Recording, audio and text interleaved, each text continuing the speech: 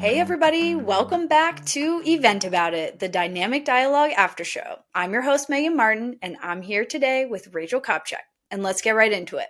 She's flipping the script and interviewing me about all things Event About It and what we're doing here. So Rachel, take it away. Megan and I are working together and I'm the mixer producer helping her behind the scenes with the Event About It podcast. And it's really fun because we both work in the event space. And if you don't know who Megan Martin is, I want to just refresh your memory if you do and brag about her a little bit because she deserves her flowers and her kudos. I should have given you one of those. What did we call it in the segment? The hats off. The hat's off. I'm going to give you a hat now. Obviously, Okay. Maybe that was like too obvious. I think I was like, of course, Megan Martin. Like, yeah, but Thank you. Here's your hat, my darling, as the kids say, giving you your flowers. But Megan Martin is an expert at one thing, connecting humans. With a background spanning decades in marketing, event design, and community building, Megan has the keen ability to unlock business opportunities with actionable, we love that, data-backed, we also love that, insights. She is the gatherer of people, a connector of data and ideas. Megan is an award-winning speaker. She has a lot of awards, everybody. She has way more than I do, which is zero.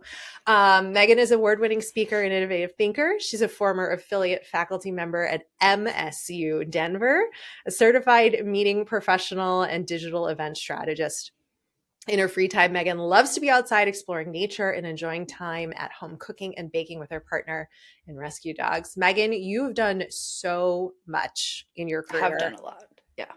It's in not my brain, over. I don't think I've done a lot, but then when I actually sit down and write it on paper, or like have to update LinkedIn and go scroll through all the things, it is actually a lot. Yeah. And that's led you to the Event About It podcast. Why? It has. Why now? Why this podcast? Tell everybody. One, I've always been a curious thinker. I kind of embrace the fact that I'm weird. I think weirdly, I think differently. Like I have a sign in my office that says weird is a side effect of awesome. My phone background, it says stay weird.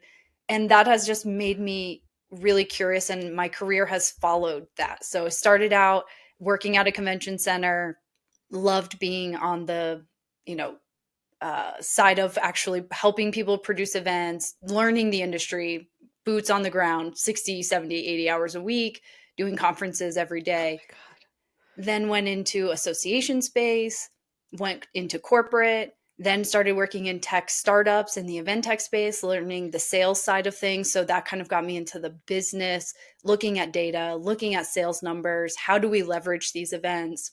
Why are we doing stuff to do stuff?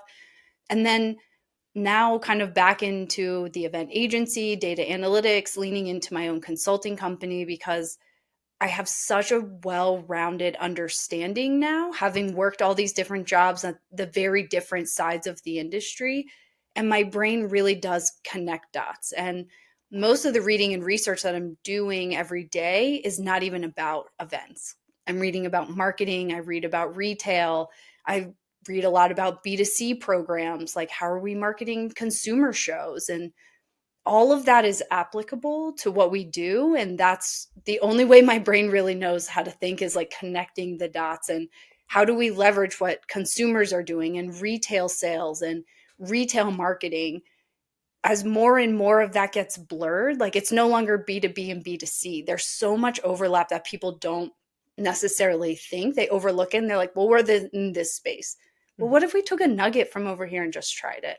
And that's kind of what I want Event About It to be is one, we also just love telling crazy stories. Like crazy shit happens at events every day. We learn so much from the mistakes and heartache that go into these events, but nobody talks about that. We all, as planners, we're perfectionists and we want everyone to see the perfect side. And there weren't mice running across the stage or in the staff room. I wasn't awake until 2:00 in the morning rewriting show flows because the internet went down, or the executive at midnight was like, oh, I want to change everything. Here's my new slides, right? We don't talk about that. We just say like, look at the beautiful thing we produce. But no one really learns a lot from that. And we learn a lot from the stuff that doesn't go right and how we overcame that. And I want to spotlight that more. I also like, as the internet gets messier, AI is making the internet messier. eyes are all on events right now, because the only thing we are going to be able to distinguish real from AI is when we see it with our own eyes. And that's only in person. And Yep. one of the only places to do that is at events. And the narrative of our society is just kind of changing. And so events are being leveraged more and more, but they have to be leveraged in the right way. So we were talking about, in the Event About It segment, where anyone can do a podcast, anybody can put up a YouTube channel, but to do it well and to do it right. Everyone thinks they're a party planner. Everyone thinks I can do events. I planned my sister's birthday party. I did the bachelorette. I know how to do events. I could totally do it. Okay, tell No. me how to do an event that grows 5x for your business. Tell me how you leverage a trade show booth to, do 100% in pipeline growth in a quarter. Not everyone can do that. So No, we that's have to when they start. look at you like, huh? 5x Right. what? I don't know what that Exactly. means. Yeah. And that's the way we have to be talking about events now. And there's not a lot of people talking in that way. And that's the future. And if we don't want to be called party planners anymore, that's the way we have to show up. And if we want a seat at the table, we got it during COVID. And then we showed up with how many registrants we have. Okay, great. Like, are they the right people? What are they doing for the business? That's what CEOs, CMOs, that's what matters really at the end of the day in events. I love the design. I love the feel goods. Like, that's all part of it. But to do it well and to do events well, we have to narrate the qualitative and quantitative side of the business impact that we're having, while we're also designing beautiful events that make people feel good and come back. It's such an art and science, and we need to talk more about that. They're talking in silos, and event-led growth is huge. It's going to be more important in the future as more events are talking about it, businesses are talking about it. And so that's what I want. I want to have fun. Our industry is way too stuffy. We take ourselves way too seriously. I just want to have a little fun and talk about how we leverage it for business, because that's why we do this at the end of the day. Talk to us a little bit about event-led growth. How do we do that with this space? What is your number one tip for anybody that wants to put a booth in, that wants to just send a bunch of their employees to attend an event, and even from the other side, from the planner side? Like, how do you offer event-led growth? Yeah, the first thing, you have to really even understand the why. Like, at some point I'm going to have my mom on the podcast, because she goes to events all the time. It's like, the text messages I get when she's at events are my absolute favorites. Maybe we'll have to have a whole segment like text for mom or something and get her on. But she probably would tell you I asked a lot of why questions when I was a kid. Like, if I don't understand something, I need to understand it. And I just want to know why we're doing it, because, like, I don't want to waste time. Like, I want to be efficient with stuff. Like, why are we doing this? Just help me understand. Like, if there's a reason, I'm happy to go along. If we're just doing stuff to do stuff, like, yeah, like, count me out. I'm not here for it. And so I think understanding your audience and why you're doing it. So if you're going to a trade show, like, is that the right trade show? Is that the right buyers? Is your ICP there? What products are they already looking at? So that's where a lot of this data strategy comes in. Is we can't just look at event stuff alone. Like, that's when event people need to go to marketing and say, okay, we're going to this trade show. What sort of products do we need to put in front of this audience? What white papers are they downloading off the website? What social is resonating with this team? And then we design experiences and booth activations or whatever it is that actually fit that ICP. So then they're more likely to buy or be interested or tell their friends, which help the business grow at the end of the day. The place to start is, you're not going to do all the things. So I just took an event-led growth masterclass. I'm going to do a review about it and post it in the next couple of days. But the one thing that kind of irked me a little bit about this, look, it's their masterclass. They can write whatever they want. They produced it. They can do it. Is they talked about these massive event portfolios where you have trade show booths, you have webinars, you also have these executive dinners. You also are co-sponsoring with your partners. You're doing side receptions at these big events. And if you're starting out really leaning into event-led growth, you can't do all of it. So just start with a couple. Get 2 events really dialed in. Your 2 biggest trade shows, like, get those dialed in, moving, showing those ROI, get the data so clean. and then add in some webinars and Mhm. then add in an executive dinner. Like, you don't have to jump in and immediately be like, we're going to do 100 events this year. Like, maybe we're going to do 5 events and we're going to do them really, really well and see how they're working, see what resonates, and then maybe we'll undo some and add more. Or maybe they all went well and then we're going to do 10 next year.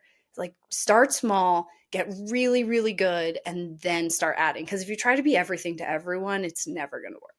No, it sounds a little bit to me like it's sort of all of the pieces of the puzzle have to work together if you want to be Yes. successful creating event-led growth. You have to have a relationship with the association or the event planner and make sure you're getting that information. And are Yep. they leveraging that information for their people? Are they sharing it, or are they keeping it under lock and key, which I know a lot of people do because they don't want people to know how many people actually came. And oh, it was Yep. 8,000. No, it was, nearly 8,000. Okay, so it was 7,998 people. Okay, well, who are those people? How Right. many days did they stay? Where, and you can track that with the what is it, the RFID on the badges, Yeah. right? To see where people are going and the convention centers and know what they're doing. I mean, it's all together. And Yes. I know you said something about the internet and the AI, but I see that as an opportunity for people to use AI to Yeah. pull that information and give it to the people, or do it yourself and take that information and create an AI tool to help you know what to do and where to go. I mean, it can be used for good, to make that even more profitable for you. Yeah, I think this is the piece planners have been struggling with for a little while. That I'm excited the conversation is finally getting there and the technology is also catching up. Like, there's tons of Power BI tools, so business intelligence tools that leverage AI where you can dump all of this data. Your average planner, myself included, there's so many nuances to Yeah. using a BI tool. Like, you kind of almost need a PhD in statistics or some God. of that to like do it well. And I see some of these CMOs, like there was a viral post about her event dashboards go on LinkedIn a couple weeks ago. But in there, she said, we built all of these on this platform with our business operations team. Well, not everyone has a business operations team. Not everyone has a marketing ops team. Not Mhm. everybody has that. Now, shameless plug, I do work with a company that is an event data aggregator that does all of the same things a Power BI tool would do specifically for events. And I'm excited to see now people are starting to have that conversation, realize that the data, like, it can't just be a reactive position Mhm. where we look at reg numbers. Okay, but to your point, you said, like, who are those people? Were half of them my buyers? Were 25% of them? What happened 3 months after the show? Like, we're so quick to like run a report immediately after the show of like all the successes we had, but then we're moved on and we don't look at it again 6 months later to be like, okay, did any of those sales actually convert? Like, Mhm. what did we actually do with all of this information and the data and the things that we were told that happened at the event? Did people hate our booth? Did people love Right. the event? Was the coffee crappy? Okay, well, the coffee's always crappy. Like, that's irrelevant to what we're Yeah. actually trying to solve here. So I think the sophistication of the Mhm. conversation of events beyond, it was beautiful and we had 8,000 people are coming to be, and I would challenge organizers to like beef up their sponsorship and exhibit conversations. Like, saying these are the demographics of attendees is not really going to cut it in the next 5 years. Like, we need to know who is buying, how much are they buying, when are they registering, because I'm not going to start my marketing campaign for an event 2 months before the event if everyone's only registering 3 weeks ahead of time, because then I'm Right. doing free marketing for the event instead of just myself, which isn't necessarily a bad thing, Yeah. but is that really helping me and my attraction there? Maybe, maybe not. So I think the conversation around exhibit and sponsorship has to get a little more sophisticated than these like, pick your sponsorship, put your logo here. Like, slapping my logo on stuff isn't going to cut it anymore. Yeah, it's like finessing the tools that are there to Yeah. actually make it functional for you to be able to sift through that noise. Because to your point, who's gonna take weeks to learn how to read the data and the tools and then change it to manipulate it. Like nobody has the time or the resources to do that, and figuring out ways to Exactly. bring that together is going to help ultimately everybody in the end and keep the events world growing and still really super valuable as a whole too, because we have to adapt. And I think For there's sure. a lot of things in the events world that are tried and true. I'll put it that way, right? There are a lot of like tried and true things that, yeah, won't go away. Sure. You will always need some pipe and drape to separate Of course. rooms or whatever it is. You should always put aisle carpet down in your exhibit hall. Nobody wants to walk on concrete. No, they don't. And I bet you have a story of an event that didn't put that down because you 1,000%. brought it up. Yeah. There's certain things that you need to have and want to have. But what is something that you would say would maybe be a radical forward thinking idea, some sort of installation, some sort of experience at an event? Or are you thinking more on the back end side of things that could be radical to really help events and make people want to come and come back and again over and over? I mean, it's a little bit of both. I think a lot of event planners rely too heavily on post-event surveys, which we know get, fraction of people who I've actually never respond. I've never done a post event survey. I delete those. Right. So like here, you're welcome for the data. Like nobody Right. you're only doing that if you hated it most of the time, right? Generally.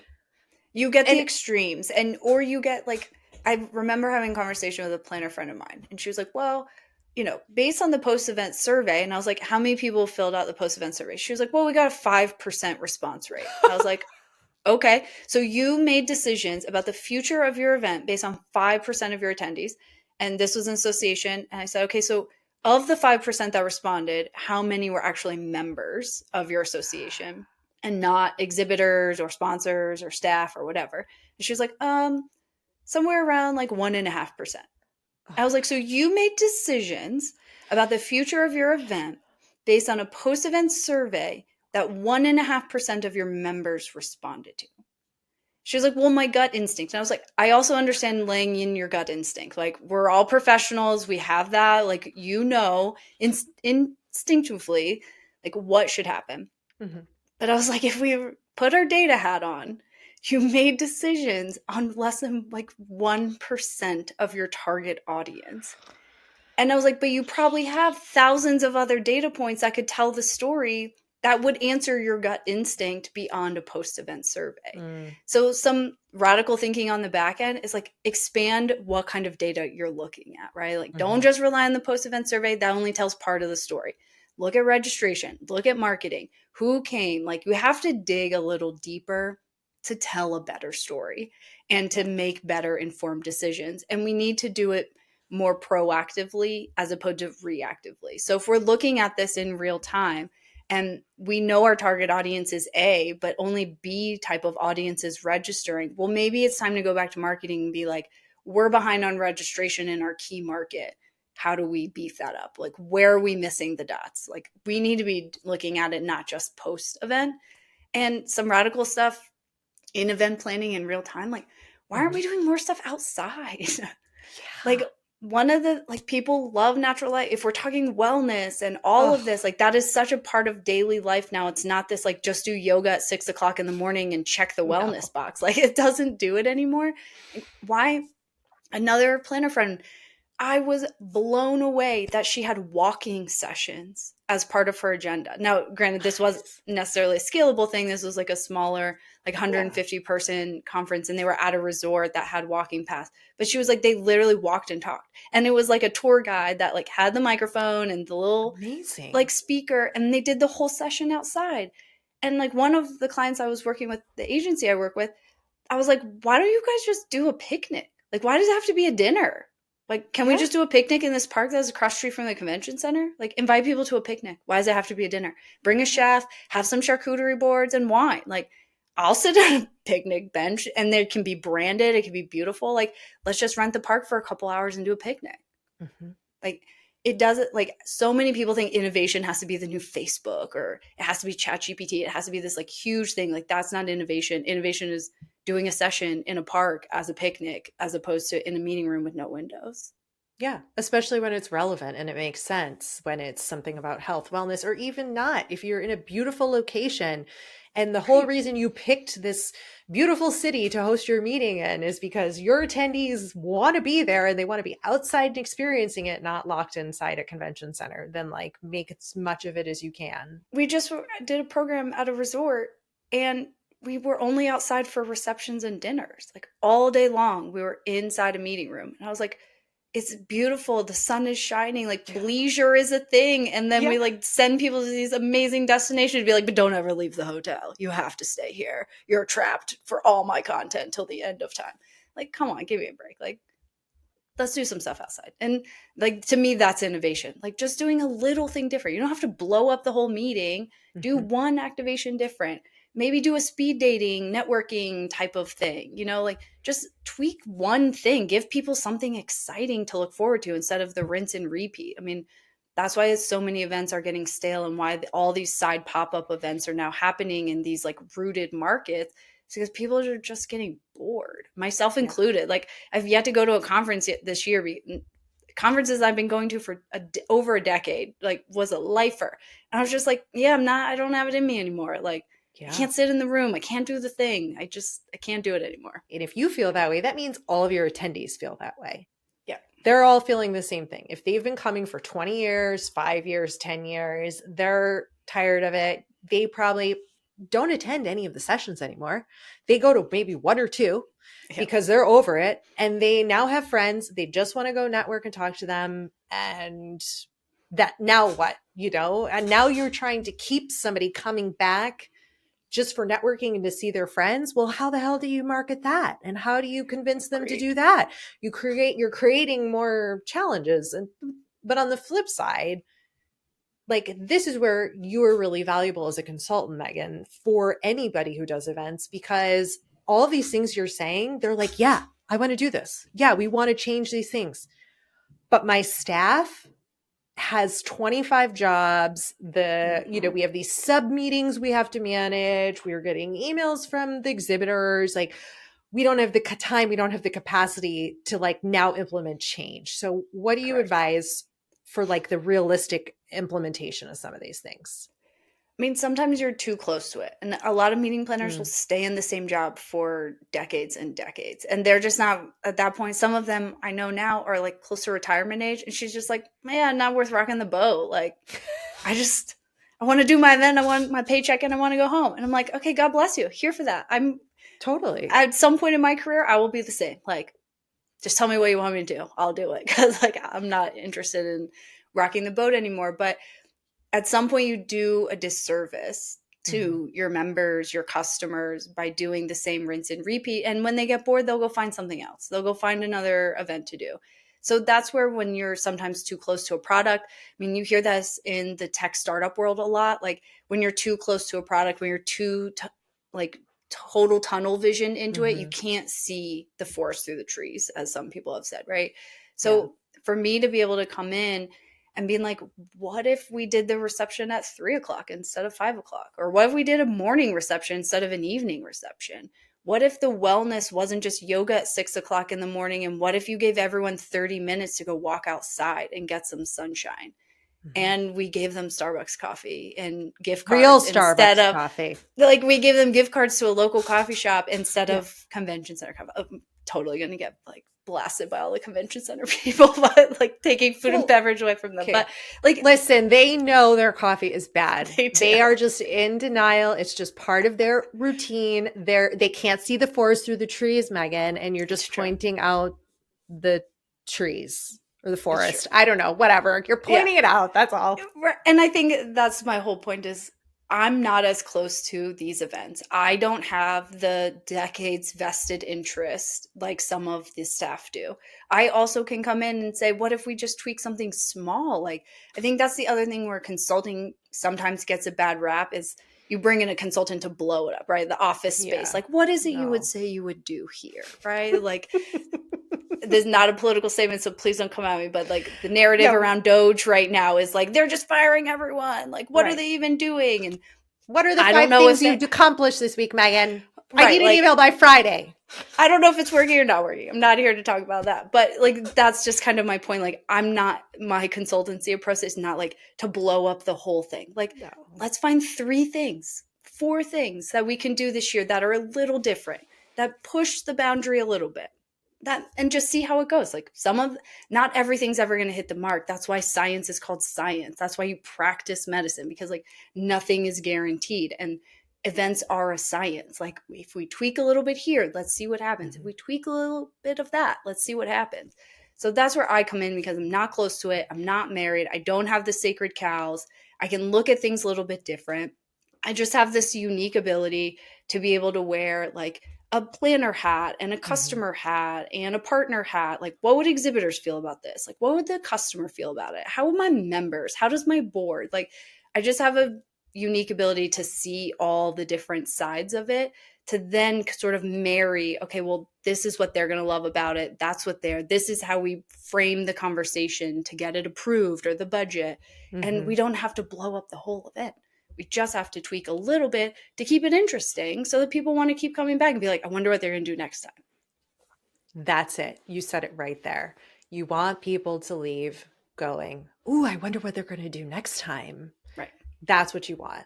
That's what you want. You want to keep, that's how you keep that excitement and that momentum going and people coming back. And same thing with the podcast. Like who's coming back? Oh my gosh, who's going to come on next week and tell me some crazy story or give me this great piece of nugget advice that I didn't think about from a different part of this industry that I work in. I mean, to your point where you started at the beginning of this conversation is like, you look at all different places. You look at business holistically and you're not just looking at the events world because you're right. Like we don't have to reinvent the wheel. There's no reinventing the wheel. It's all already in existence. It's just a matter of how you take an idea from something else and leverage it into your event and making sure that it's applicable. What's the one thing you're hearing the most or like the most popular thing that people want to do now? What's the like hot ticket thing people want aside from the event-led growth, which we've talked about? And that's obviously very prominent in conversations now. Is there anything that either planners or organizers are really like, we really want to do this, or this is where the events are going? What are you seeing? Well, cost is kind of crazy. So God bless the tier 2 markets. They're going to be going hotcakes over the next couple of years just because, sorry to say, but San Francisco, Philly, Boston, Atlanta, you're so expensive. Not everybody can afford it, right? Like $150 for a gallon of coffee. Just, it's not sustainable, especially AV costs. I mean, it's through the roof. So I think smaller, unique venues, like why do we have to do it at a hotel? Why do we have to do it at a convention center? What about a performing arts center or a unique wedding venue that can be leveraged for corporate? You know, like I think people are getting creative when costs have to come into play and like, why does it have to be a hotel? Why does it have to be a convention center? So if you have a unique space, like bump that conversation up because I think people are looking for them. They want different, right? If I'm going to ask someone to leave their house, if I'm going to ask them to leave and travel and deal with all the headache that comes with traveling and childcare, pet care, whatever it is you have to do at home to leave, to go, I don't want to sit in a dark room and listen to someone. Like that's what virtual events are for. Like I can just sit at home and listen to it. I can sit at home and listen to your podcast about it. If I'm going to leave my house, I really do want an experience, make it worth my time. And going to a convention center, sit in a room sometimes doesn't check the box. So obviously, if you're CES and you have 150,000 people coming, a unique space is not going to happen. But that's why Delta their whole keynote was at the Sphere. Now, my God, that was a crazy expense cost, but like it was worth the money for them to do that. Like they really got to showcase like what they're doing. That was the biggest thing I saw coming out of CES was all the events that were happening at the Sphere, not what happened at the convention center because it's a unique new space. So I think that's coming out. And the one thing I'm already over that I see happening at all the events is like drone shows. Like, yeah, they're super cool, but like I don't want to see another drone show. No. I'm kind of over them already. Like it's time to think of something new. Like, Do you get to vent? Do you get event of the week? I'm going to throw an audible and pull in a segment from the event about it side of this podcast. What does Megan Martin want to vent about in the events space this week? Besides drones, give me something else that you just are like oh my over. gosh. I'm over planners complaining about being called party planners, but doing nothing to change the narrative. Like, if you don't want to be a party planner, stop talking about the food and beverage experience. If you don't want to be a party planner, stop talking about how many people came to your event. Talk about what they did. Talk about the uniqueness of it, like how you changed the format or did that. Like, if you don't want to be a party planner, stop talking about party stuff. Oh, she told you all. I mean, no, it's the truth. It's the truth. Like, yeah, you can't just sit and complain and be complacent if you want something to be different. And it's so interesting. You had said, you're planners, right? And you want everything to be perfect. And you guys work years to make a plan for an event. Sometimes, multiple years, etc. You're planning for the 40th anniversary 3 years from now, right? You're planning. But nothing ever goes to the plan, especially in the event space. Yeah. And it's like, when do we just like relax and accept that in the events world and planners? Because I've seen so many, they get one text from one big sponsor who's upset and it ruins their whole day and the show for them because they've worked so hard and they want everything to be perfect, but like the planners, like the booth didn't have carpet or whatever, right? And and they're complaining and they're so worried because they're the big money maker and that's how the event runs. But like, how do we get out of that cycle in the planning space? That goes, so we have to talk about the stuff that goes wrong more, because I think outside of our industry, people don't know that because we're so buttoned up and we want everything to be perfect and we want it. But there's so many factors. Like, I'm the meeting planner. I'm not laying carpet. I'm not installing the lights. I'm not setting up microphones. I'm not putting out the food. I'm not brewing shitty coffee in the back and then running out of it. Like, there's so many people that impact an event that I am only the orchestrator. Mm-hmm. I'm not playing all the instruments in the band. I'm just the conductor. And we don't talk about that enough. And so it's really hard for people to give us grace and empathy unless you've actually seen how the sausage is made. Mm-hmm. But we don't ever let people see that. And so the exhibitors can't have empathy, but we also have to have empathy for them. The person who's texting me saying, where's my carpet? Where's my sign? Where's this? How come I don't have anything? Probably have a CEO who's completely out of touch on them, or a CMO being like, why isn't this already here? Like, I go on stage in 10 minutes. Where's my microphone? I told you I wanted to test. Like, there's so many people that trickle down the stress.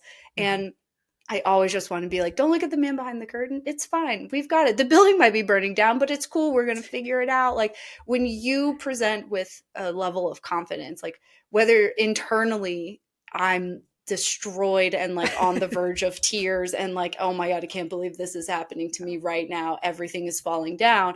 Be like, it's no problem. Let me get on it. Like, people really just want to know you're going to try to fix it at the end of the day. And I think that's the air of confidence we have to show when things go wrong, and just not let it get to us. I think a lot of that comes with experience too. Like, trust me, I lose my shit all the time at events because at some point you hit your breaking point. Yeah. But also then if you acknowledge that breaking point, being like, man, I was really short with you. I'm sorry. Like, that was just a tough moment and I did not show up well.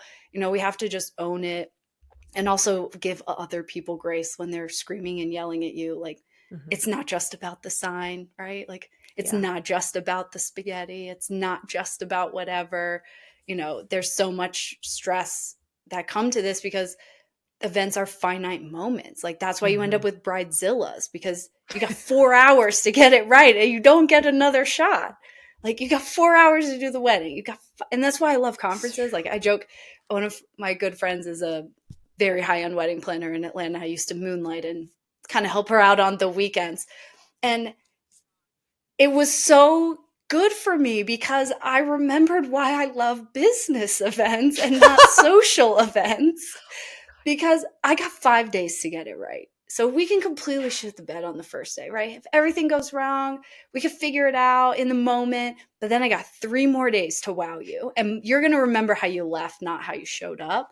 And so that's why I love business events and why I don't stress too hard when stuff goes wrong, unless it's the last day. And really by the end of the last day, I'm just like, fuck it, who cares? Like, let it happen. We Like, why did our do best. it doesn't matter anyway. But like if I'm can get it right by the end and people are leaving being like, man, 90% of that event was great. And then they have a funny story to tell. Like I still win, where like social events and weddings, you got 3 hours. Like the bride's only walking down the aisle one time. Yeah, Like you I might can't have 3 redo it. keynote speakers and like I can have them redo it later. Like there's, a million ways I can recover business events, but not so much in social. And I think planners in the business world have to remember that. Like you can always save it later. And like if the event goes horrible, like also lean into the awkward weirdness of it. Like we're all humans. Like we don't have to be so polished and button up. And if something happens, like do a post-event webinar to make it up to the sponsor, like give them something exclusive. Like there's always ways to recover. And we just, again, have to be creative and think a little bit different and be like, okay, we totally missed the signage. You weren't there. Let's give you a webinar, or let's give you extra coverage at a future event, or we'll do a private meet and greet dinner with such and such, to make up for it. Like there's always ways to recover, and there's so much grace. We have to give each other more grace in this space. Like stuff goes wrong, we just got to figure it out. Like if you want to be like Matthew McConaughey, like it's all right, it's all right, it's all right, we're gonna figure it out. We are going to figure it out. You and everybody is, because at the end of the day, you have no choice but to figure it out at a live event, in the event space. And you guys always do. Everyone always does in some capacity. And that's what I think is really beautiful about this podcast and the way you have set it up, with being able to vent about things, but then also having this separate, bonus post-show content that is giving people the space to air the grievances, to talk about what went wrong at their event, and be able to talk to a fellow person like you, Megan, who understands it and can find the silver lining in it or how to improve from it. And I think this is going to be a really safe, incredible, fun, and funny space for people to really feel seen and heard, and hopefully really inspire them to want to do things differently and learn from mistakes and get out of that rut and be able to pull back and see the big picture and find what's going to work for them in their events. And that's like the whole point of what you're doing. Everything you've said over this whole conversation is the whole point of this podcast. For sure. Like I've been the planner doing 16,000 person conferences. I've been the exhibitor. I've been the sponsor. I've been the speaker. Like there's not a side of this industry I haven't personally done myself. So I feel like, humble brag, I'm super bad about like bragging on myself, but like I really can relate and empathize with all the conversations. And that's why I want to talk to all the people. We're going to talk to business owners. We're going to talk to marketers. We're going to talk to event planners. We're going to talk to booth builders. We're going to talk to the AV people, all of it, because it takes all those people to do it right. And we all have to give more grace and space. And the only way we get inventive and creative and keep it fresh, because events are going to be more and more popular over the next few years, we have to keep it exciting. But that means we also have to understand each other a little bit more and where we can push the boundaries and where we can't. Like solving the bad coffee at convention centers, that might take a decade to solve. But designing a new event booth with an activation that doesn't break the bank and wows everybody, that could happen tomorrow. We just have to have the right conversations to get creative and get out of our own boxes to be able to have that conversation. Yeah, that conversation and the conversation about owning the mistakes. I think there's such a missed opportunity. We talked about this in the Event About It podcast, how you had asked if I would rather go viral for something good or something bad, like a flop or a fail, right?